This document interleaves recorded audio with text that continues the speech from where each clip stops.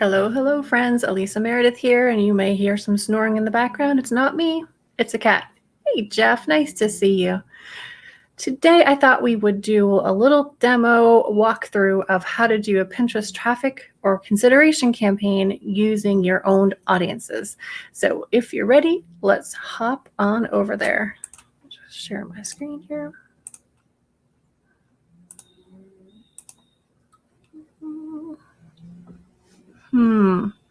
Okay, hold on a sec. I gotta make sure I'm sharing the right thing. I think, yes, this is the one. And you should be able to see my Pinterest screen. All right. So as we did in the last demo where we set up a traffic campaign using keywords and interests, we're going to do that here. We go to Ads, Reporting. We're going to create a campaign. And we're going to choose Consideration. We can talk about these others another time if you're interested. We're just going to do a test, consideration, warm audience. So when we say warm or cold audience, obviously we're talking about either people you know, that's your warm audience, or people you don't know, your cold audience. So we're going to do those campaign goals. Yeah, I want a daily spend limit. Now, if I really were going to be promoting a piece of content like this, it's hardly worth doing it for under $20 a day, but I'm doing 5 in case I forget to turn it off like I did last time after our demo. Okay, consideration. Okay, so Pinterest is making it easy. They've recently changed this. So you're able to see, like, select a strategy. In this case, our warm audience, we're going to reconnect with users.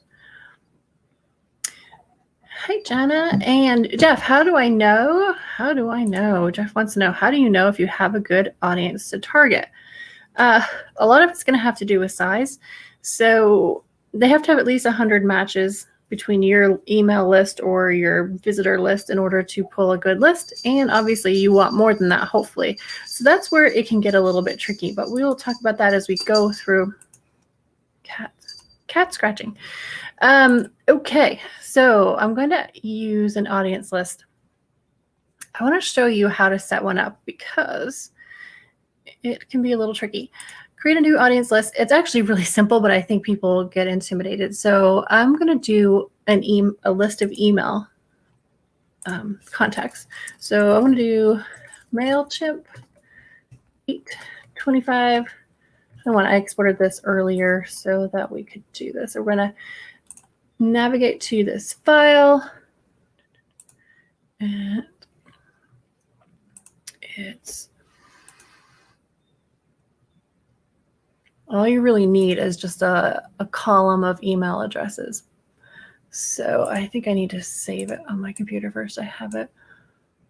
Hold on a sec. Okay. File. Excuse me.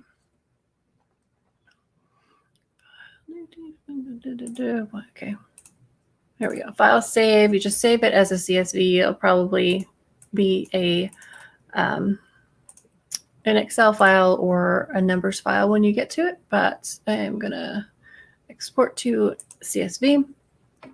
And if you could see my screen, you would see that it's just one column, email addresses only. And I'm going to do those and save it in documents. Okay. So now I have my list. I thought I had it earlier. Forgive me.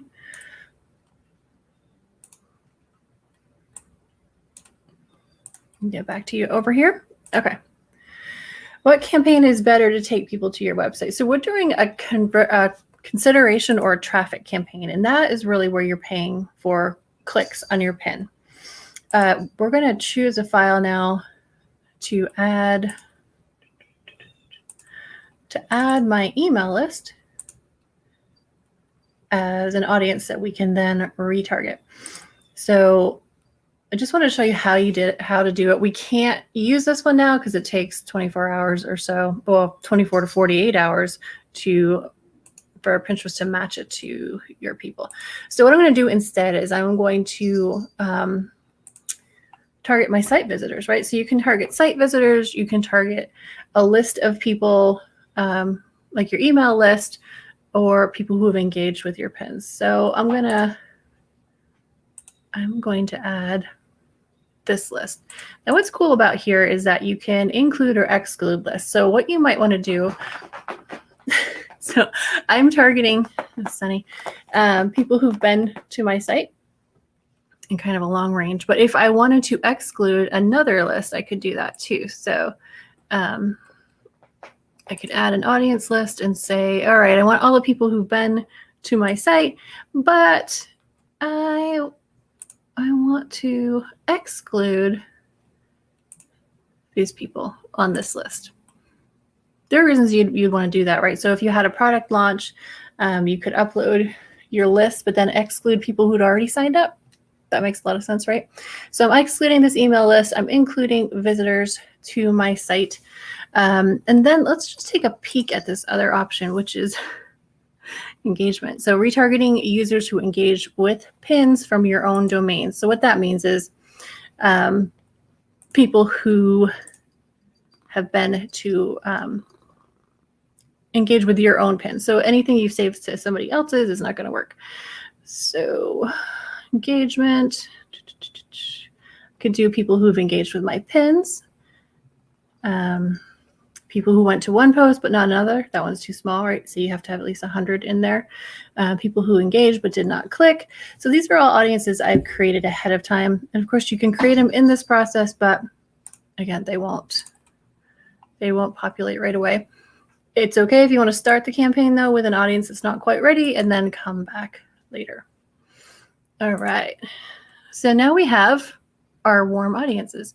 You can layer on top of that interests and keywords if you want to. So if you feel like, well, I think this actually is a visitor list of people who've been to my site in the last 450 days, which is a little bit broad. So you might want to add a keyword or an interest on top of that. They're not recommending it because it is going to shrink your audience. But if you feel like you need to, you absolutely can do it. So I'm going to limit it to finance is usually a pretty good one for me. Okay. So that's it. If I want to limit demographics, I can do that as well. Usually for me, it's female and unspecified, so I might do that. Age ranges, you probably want to limit this as well to the people who would be most interested in your services. This one's a little bit iffy, the 55 to 64. I'm going to take that off, see what happens. Locations, I go with all US because it can be tricky with the languages. All languages, it will just default to English, is fine. And then devices. So a lot of times you'll find that Android is expensive and doesn't do very much. It depends on what you're offering. So Android users tend to be more kind of practical and a little bit budget conscious. It's just, I know it's a stereotype, but it's the way it is. Whereas iPad, iPhone, they tend to really like that typical Pinterest aesthetic. So I'm going to go with that, and then web users as well. Okay, placement, browse, and search. I don't know, it keeps jumping down on me. Anyway, I'm going to do all because the different areas where your pin can show up, they're all pretty helpful. And I have a pretty small audience anyway, so I want it to show up as much as possible. You could do automatic bidding. We've talked about that before. That's a good way to blow through your budget right away, but it's also a really good way to get quick information, quick feedback on what's working or not. I tend to like to control the bid, so I might have put in 75 cents. Okay, now is where you're going to select the content. You technically could select anything and promote it, but I prefer to do something that I've pinned myself and my own content. So I might do this one,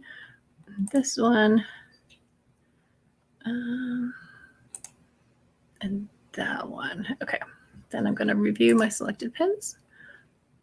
You can put a UTM code on here if that's helpful to you. It may indeed be. Ultimately, you would want to go, you would want to have about 4 different images. And Brian, you need to go back to part one. What are your questions? Because I can cover those now. There is way easier than Facebook. Absolutely, because it's simpler. There's another audience we could talk about, which is cool. Let's get rid of these. Please stop jumping around. All right. Remove. Great to see my friends here too. Thank you. Oh, stop. Okay.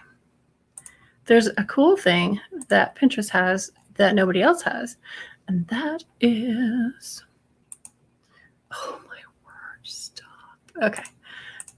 It is going to be new customers. Yeah, I'm gonna reset, and it's gonna take me over. Okay, so I am gonna do an act-alike. An act-alike audience is you give them one audience, and they make one based on it. Now, you might be familiar with that from Facebook, but this is an act-alike as opposed to a look-alike. So on Facebook, it's more like demographically similar, and on Pinterest, it's more behavioral and interest similar. So I'm gonna use an existing list. And this one here is an act-alike 1% email. And what that means in my own code is that I took my email list and I asked Pinterest to make an act-alike list that is the top 1% similar in act-alike. So obviously if you did 2%, it would be a larger list, but they would be less similar. So the question Jana had earlier is like, or I don't know, Jeff had earlier is, how do you know if you have a good audience to target? This one is tricky, right? Because if you say, I want you to make an audience list for me based on my 300 people email list, and Pinterest gives you back 865,000, then they're probably not going to be that similar. It's really hard to give you a large number based on a small number. So the larger your audience, the more effective your act-alike will be, if that makes sense. Okay, so I'm going to do this one. Okay, so I'm going to include that.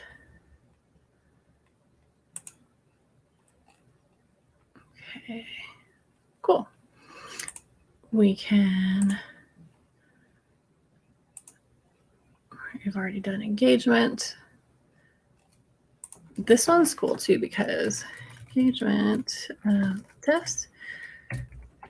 We can do name domain, set filter. So this is going to target people who've engaged with any of the pins that go to my website, which is going to be a really great large audience for you.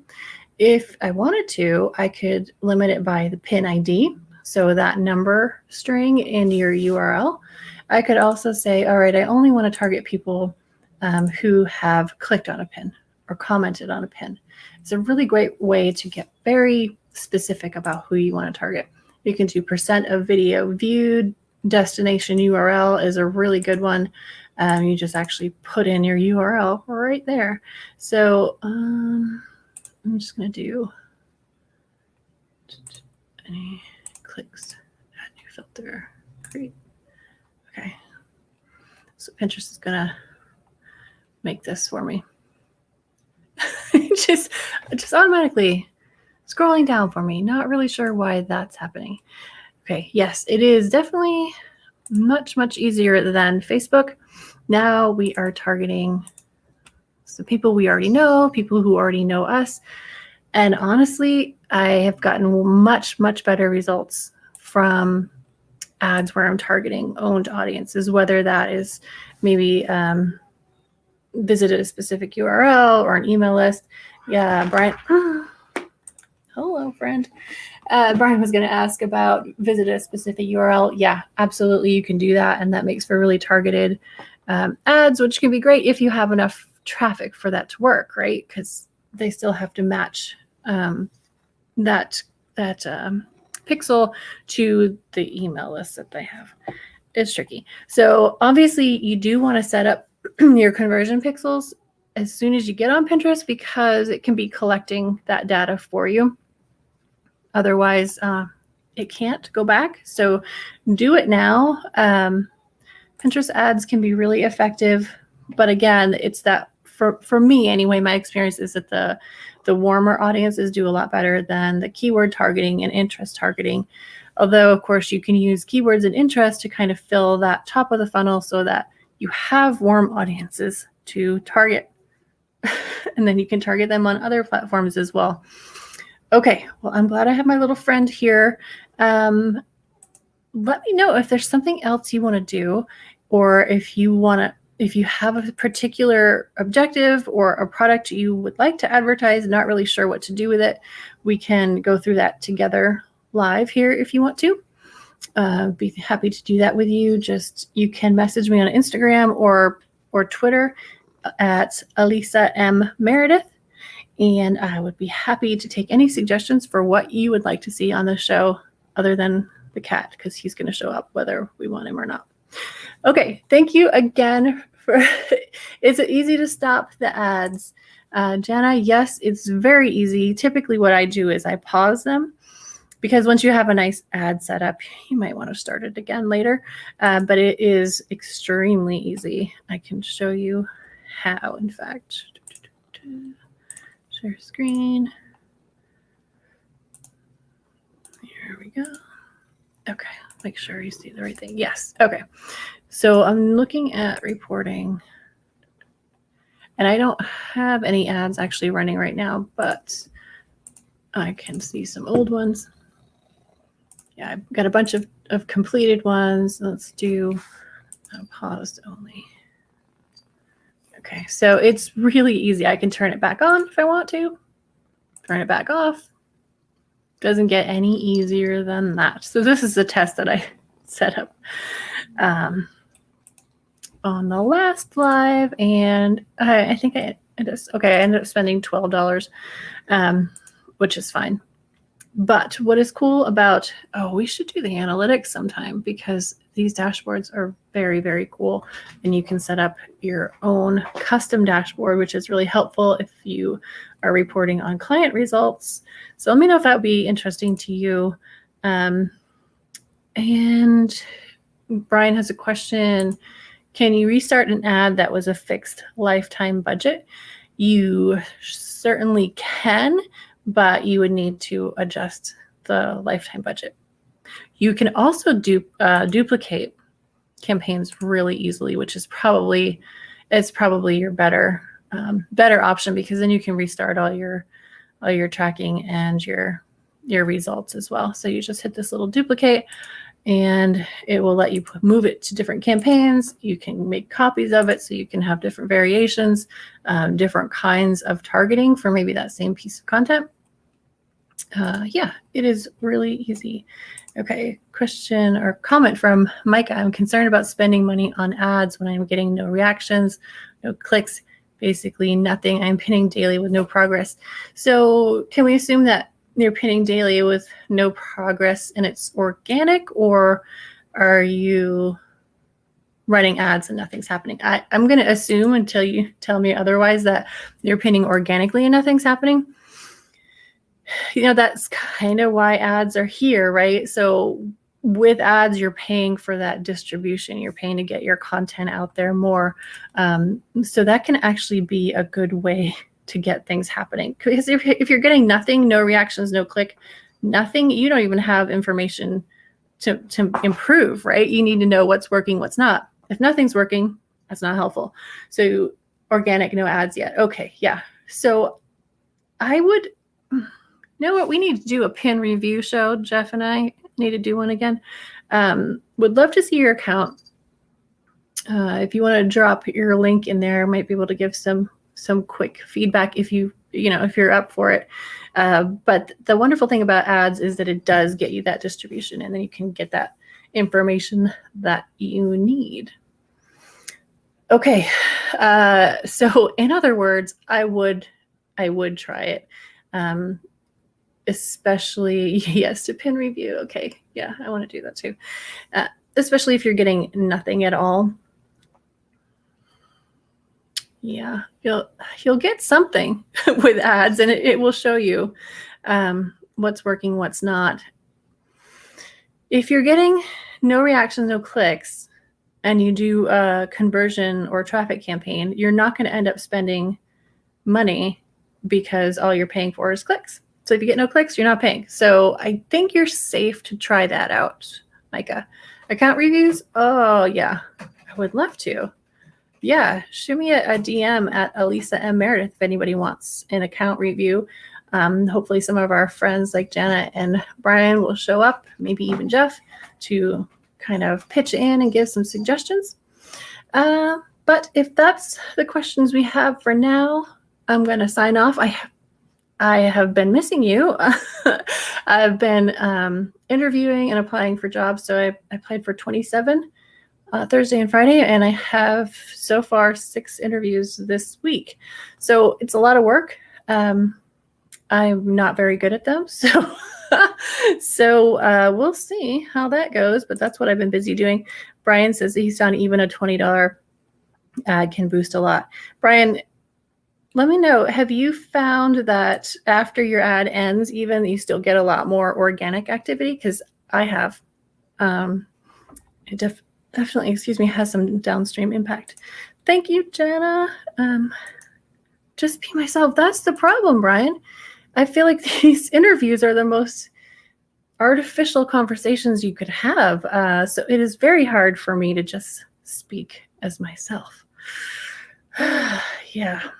Okay. Yeah. So he's finding that that a small ad will help you even down the road. Absolutely. And thank you very much for the well wishes. I appreciate it. I'd like someone to look at my account. I write under a pen name, so I don't want to post my account here. Thank you. Okay.